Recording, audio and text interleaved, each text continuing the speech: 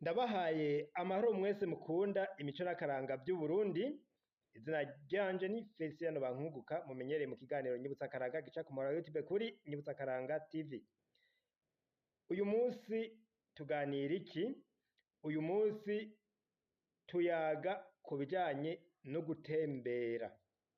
Mbega gutembera bimaze iki ku buzima bw'umuntu muri rusangi no gutembera mu buzima bw'Abarundi?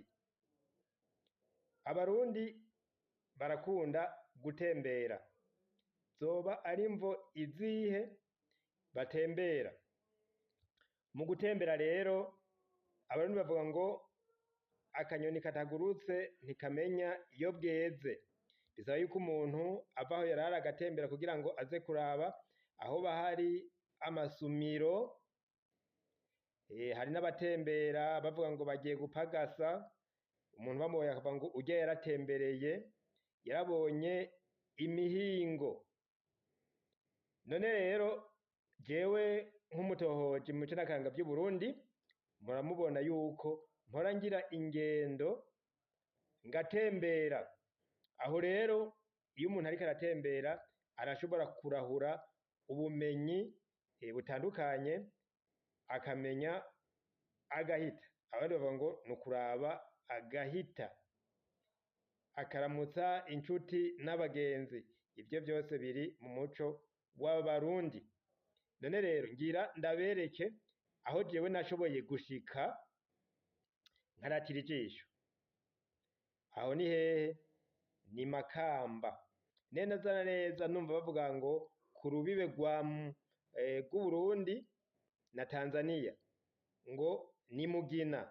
Nkawumva gutyo, nanje rero ndashika muri ico kibanza kugira ngo nibonere ingene ku mupaka bigenda, ingene uruja n'uruja rumeze, ingene abantu baho bamerewe. Reka ndabereke rero aho hantu nashitse, hanyuma duce tubandanya. Murakoze.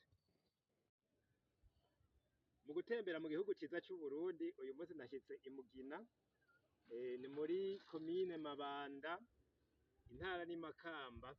Aba nashitse rero ku rubibe rw'Uburundi na Tanzania.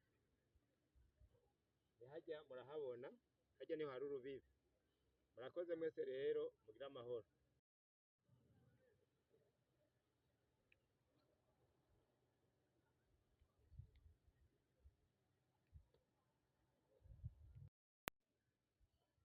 Mu gutembera mu gihugu ciza c'Uburundi, uyu munsi nashitse i Mugina, ni muri komine Mabanda, intara ni Makamba.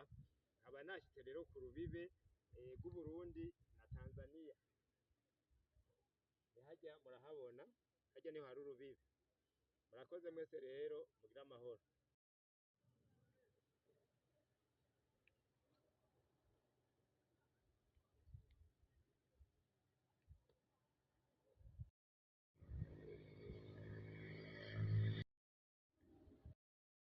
Ego, murashoboye kubona rero aho nari natemberereye ni Makamba.